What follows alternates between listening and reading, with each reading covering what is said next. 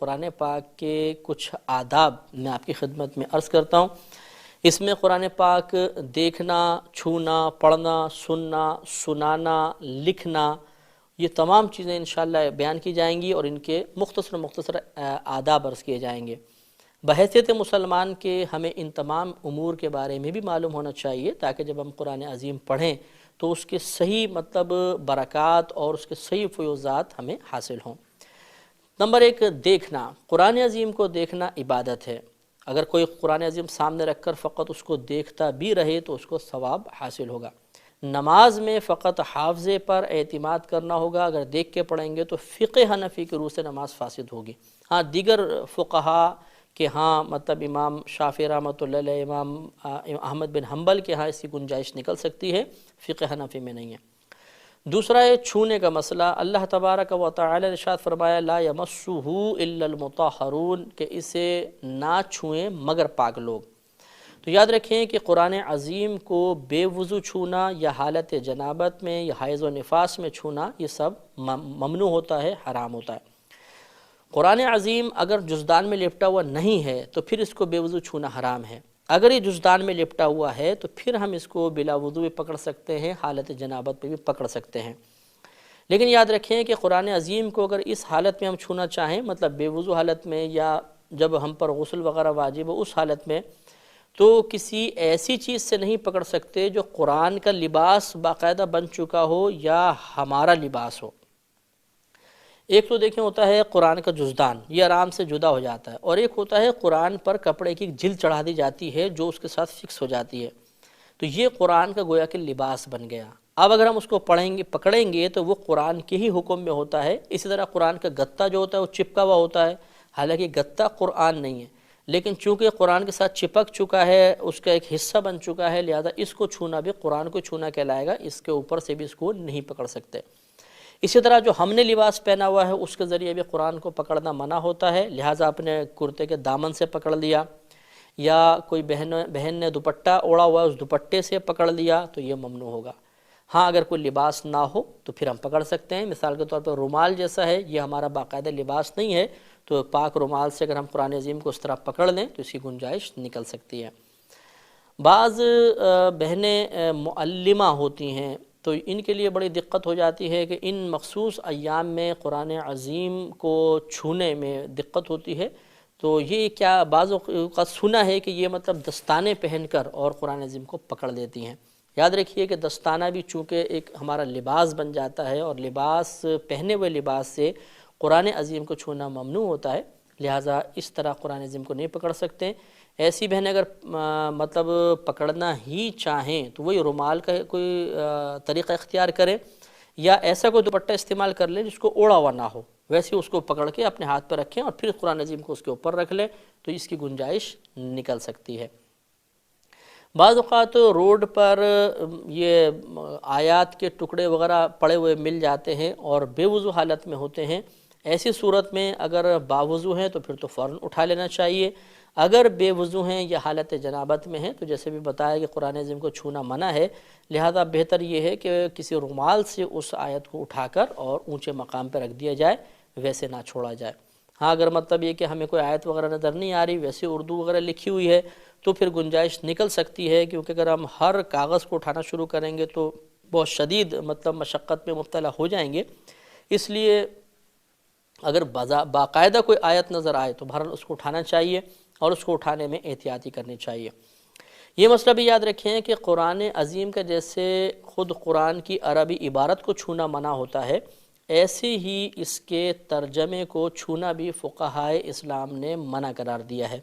چاہے وہ کسی بھی زبان میں ہو، انگلش ہے، اردو ہے، فارسی میں ہے۔ لہذا اخبارات میں خاص طور پہ آپ ملاحظہ فرمائیے گا کہ یہ فرمان الہی کے نام سے یا آیات کے تراجم آتے ہیں، اور یہ ایسے مقام پہ ہوتے ہیں اکثر کہ وہاں پر اگر اخبار پکڑا جائے تو ہاتھ اس ترجمے پر بلا وضو لگ سکتا ہے، تو بہت احتیاط کرنی چاہیے کہ گھر میں بھی آئے یا آپ نائی کی دکان پہ جائیں یا ہوٹل وغیرہ میں آپ بیٹھے ہوں تو وہاں پہ اگر آپ قرآن یہ پڑھنا چاہیں اخبار تو اس مقام پر ہاتھ نہ لگے۔ اگر کوئی آپ اردو کی کتاب وغیرہ پڑھ رہے ہیں اور اس میں کوئی آیات بیچ میں لکھی ہوئی ہیں تو اس کا حکم یہ ہوتا ہے کہ آپ اس کتاب کو چھو سکتے ہیں، لیکن خاص وہ مقام جس پر وہ آیت لکھی ہے اس مقام پہ ہاتھ نہ لگنے پائے تو اس کا پھر چھونا جائز ہوتا ہے۔ تیسرا ہوتا ہے قرآن کا پڑھنا۔ یاد رکھیے کہ قرآن عظیم کو انسان بے وضو حالت میں پڑھ سکتا ہے، اگر بغیر چھوئے جیسے قرآن سامنے رکھا ہے زبان سے پڑھ لے بے وضو آدمی تو اس میں حرج نہیں ہے، یا قرآن سامنے نہ ہو ویسے حافظے میں جو باتیں ہیں یا عبارات ہیں اس کو زبان سے پڑھے تو یہ جائز ہوتا ہے۔ ہاں اگر حالت جنابت میں ہیں تو حالت جنابت میں قرآن عظیم کو قرآن کی نیت سے پڑھنا گناہ ہوتا ہے، نہیں پڑھ سکتے ہیں۔ ہاں یہ یاد رکھیے کہ اگر کوئی بہن حیض و نفاس میں ہے یا کوئی حالت جنابت میں ہے مرد یا عورت، اور وہ قرآن عظیم کو قرآن کی نیت سے نہیں پڑھتے ہیں بلکہ دعا کی نیت سے، ثنا کی نیت سے، اللہ تبارک و تعالیٰ کی حمد کی نیت سے، تبرک کی نیت سے، برکت کے حصول کی نیت سے پڑھیں تو گنجائش نکل سکتی ہے۔ جیسے مثال کے طور پہ ربنا آتنا فی الدنیا حسنۃ وفی الآخرۃ حسنۃ وقنا عذاب النار یہ آیت ہے، اس کو اکثر ہم اپنی دعاؤں میں پڑھتے ہیں۔ تو اگر کوئی حالت جنابت میں ہے اور وہ اس کو بطور دعا پڑھتا ہے تو اس میں شرعاً کوئی حرج نہیں ہے، لیکن ان لوگوں کے لیے بھی حکم یہ ہوتا ہے کہ یہ کلی کرنے کے بعد اس کو پڑھیں، اور ان کے لیے بھی افضل اور اولیٰ یہی ہے کہ اس حالت میں بطور دعا بھی نہ پڑھیں، افضل اور اولیٰ یہی ہے، لیکن اگر پڑھیں تو گنجائش نکل سکتی ہے۔ تو قرآن عظیم کو قرآن کی نیت سے اس حالت میں پڑھنا منع ہے۔ اب جو مطلب خواتین ہوتی ہیں یا بچیاں جو قرآن وغیرہ پڑھنے جاتی ہیں اور وہ مطلب بعض اوقات ان ایام میں ہوتی ہیں، ان کے لیے شرعی طور پہ حکم یہ ہے کہ وہ ان دنوں میں یا تو چھٹی کریں، اور یا پھر اگر وہ جانا چاہتی ہیں سبق کا حرج محسوس ہوتا ہے تو قرآن عظیم کو ہجوں کے ساتھ پڑھیں یا ٹکڑے ٹکڑے کر کے پڑھیں، لفظ لفظ کر کے پڑھیں، جیسے الحمد پھر وقف کر لیں للہ رب العالمین، اس طرح آپ لفظ لفظ توڑ کے پڑھیں گے تو اس کی گنجائش نکل سکتی ہے۔ لیکن چھونے کا وہی مسئلہ ہے جو میں نے آپ کی خدمت میں پہلے عرض کیا، اس میں تھوڑی سی ہمیں احتیاط کرنی چاہیے۔ اس کے بعد سننے کا مسئلہ ہوتا ہے، جب قرآن پڑھا جائے تو اس کو خاموشی سے سننے کا حکم ہے۔ یہ بہت بڑی مطلب بے ادبی ہوگی کہ اگر قرآن عظیم کسی مقام پہ پڑھا جا رہا ہو اور ہم اس کی طرف سے بے توجہ ہو کر اپنے دنیاوی کاموں میں لگے رہیں۔ لہٰذا کبھی بعض اوقات ہوتا ہے کہ ٹی وی کے اوپر قرآن کی کوئی تلاوت ہو رہی ہوتی ہے اور ہم آواز کھولے ہوئے ہوتے ہیں اور اپنے کاموں میں لگے ہوتے ہیں، تو اگر اس طرح قرآن پڑھا جائے تو خاموشی سے سننا واجب ہوتا ہے۔ اگر بالفرض کوئی کام ایسا ہے کہ انسان نہیں سن سکتا تو پھر آواز کو بند کر دینا چاہیے، آواز آ رہی ہو تو پھر سننا چاہیے۔ یہ یاد رکھیں کہ اسی طرح سنانے کا مسئلہ ہوتا ہے کہ اگر کسی مقام پر کوئی قاری پڑھ رہے ہیں، کوئی قرآن عظیم کی تلاوت کرنا چاہتا ہے اور بلند آواز سے کرنا چاہتا ہے تو ضروری ہے کہ وہاں کے سب لوگ اس کو سنیں۔ اب یہاں مسئلہ یہ ہوتا ہے کہ اگر پڑھنے والے نے پہلے پڑھا، کچھ لوگ بعد میں آئے، تو ان پر لازم ہے کہ اس کو بیٹھ کر غور سے سنیں، وہ اپنے کاموں میں مشغول نہ ہوں۔ اور اگر کچھ لوگ اپنے کاموں میں مشغول ہیں، پھر کوئی شخص آ کر وہاں قرآن پڑھتا ہے اور وہ پھر اس کی طرف متوجہ نہیں ہوتے ہیں تو یہ مناسب بات نہیں ہوتی ہے۔ تو دیکھا یہ جائے گا کہ غلطی کی ابتدا کہاں سے ہوئی ہے۔ اگر ایک شخص پہلے بلند آواز سے پڑھ رہا ہے، کچھ لوگ بعد میں آئے اور اپنے کام میں مشغول ہو گئے، تو ان لوگوں کی غلطی ہے۔ انہیں چاہیے تھا کہ یا تو اس کو پیار و محبت سے سمجھا کر کہتے کہ آپ آہستہ پڑھ لیں، ہمیں اپنے کام کرنے ہیں، اور یا پھر اس قرآن عظیم کو سنتے۔ اور اگر بالفرض کچھ لوگ اپنے کاموں میں مشغول ہیں اور کوئی شخص بعد میں آ کے ان کے پاس پڑھنا شروع کر دے تو اس شخص کا قصور ہے کہ اس نے لوگوں کو ایک آزمائش میں مبتلا کیوں کیا۔ لہذا اس کو یا تو پھر آہستہ پڑھنا چاہیے یا ان کو متوجہ کرنا چاہیے۔ یہی وجہ ہے کہ علماء نے منع فرمایا کہ جو ہمارے ہاں شبینے ہوتے ہیں یا تراویح بعض اوقات مائک پہ پڑھائی جاتی ہے اور کچھ لوگ سن رہے ہوتے ہیں اور جن جن تک آوازیں پہنچ رہی ہوتی ہیں ہر ایک تو متوجہ نہیں ہوتا، تو یہ مناسب بات نہیں ہوتی ہے۔ اس لیے بہتر یہ ہے کہ تراویح یا تو مطلب اس طرح اس انداز سے پڑھی جائے کہ جو حاضرین ان تک آواز پہنچے، باہر نہ جائے، اور یا پھر آہستہ مطلب بغیر مائک کے پڑھوا لی جائے۔ لیکن اکثر لوگ کیونکہ قرات سننا چاہتے ہیں اور مائک یوز کرنا چاہتے ہیں تو اس میں حرج نہیں ہے، لیکن اتنی بلند آواز نہیں رکھی جائے کہ پورے محلوں تک آواز جائے اور لوگ بے توجہی کی وجہ سے ایک نامناسب کام کے مرتکب ہوں۔ یہ بھی یاد رکھیں کہ اگر کوئی مجمع خاص طور پر قرآن سننے کے لیے جمع ہوا ہے،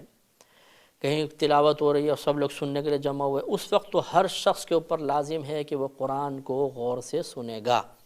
اور اگر کوئی مقام ایسا ہے کہ جہاں پر وہ مجمع قرآن سننے کے لیے جمع نہیں ہوا تو ایک دو آدمیوں کو غور سے سن لینا کافی ہے، باقی لوگ بری ذمہ ہو سکتے ہیں۔ افضل اور اولیٰ تو سب کے لیے یہ تھا کہ توجہ سے سنتے، لیکن ایسی حالت میں اگر کچھ لوگ توجہ نہیں بھی کریں جبکہ بعض متوجہ ہیں تو گنجائش نکل سکتی ہے۔ اس کے بعد قرآن لکھنے کا مسئلہ ہے۔ یاد رکھیں کہ بے وضو حالت میں یا حالت جنابت میں قرآن عظیم کو لکھنا یہ فقہا نے فرمایا کہ مناسب نہیں ہے، کیونکہ جب لکھیں گے تو ہو سکتا ہے ہاتھ اس آیت کے بعض حصے پر لگے گا، تو احتیاط کرنی چاہیے۔ ہاں اگر آپ کمپوزنگ کر رہے ہیں تو اس میں چونکہ انگلیاں ٹچ نہیں ہوتی ہیں آیت سے، تو اس کی گنجائش نکل سکتی ہے۔ آخر میں ایک مسئلہ یہ ہے کہ بعض اوقات مصحف بوسیدہ ہو جاتا ہے، تو بعض لوگ پوچھتے ہیں کہ ہم قرآن عظیم کو جلا دیں، تو یہ مناسب بات نہیں ہوتی ہے۔ اس میں قرآن عظیم کو دفنانے کا حکم ہے کہ کسی پاک مقام پر جس طرح قبر باقاعدہ بنائی جاتی ہے ایسے قرآن کو دفنا دیا جائے، یا سمندر وغیرہ میں ان اوراق کو ٹھنڈا کروا دیا جائے، جلائے نہیں، یہ مناسب نہیں ہوتا۔ اور آخری مسئلہ عرض کر کے ہم اپنے اس پروگرام کو ختم کرتے ہیں کہ بعض اوقات قرآن ہاتھ سے گر جاتا ہے، تو بعض لوگ سمجھتے ہیں کہ اس پر کفارہ لازم ہو جاتا ہے اور وہ اس قرآن کے وزن کے برابر آٹا خیرات کر دیتے ہیں۔ تو اس کا کوئی شرعی مسئلہ نہیں ہے۔ اگر خدا نخواستہ غلطی سے قرآن گر جائے تو یہ غفلت کی وجہ سے اللہ کی بارگاہ میں توبہ کر لیں، یہ کافی ہے، اس پہ کفارہ وغیرہ کچھ بھی لازم نہیں ہوتا ہے۔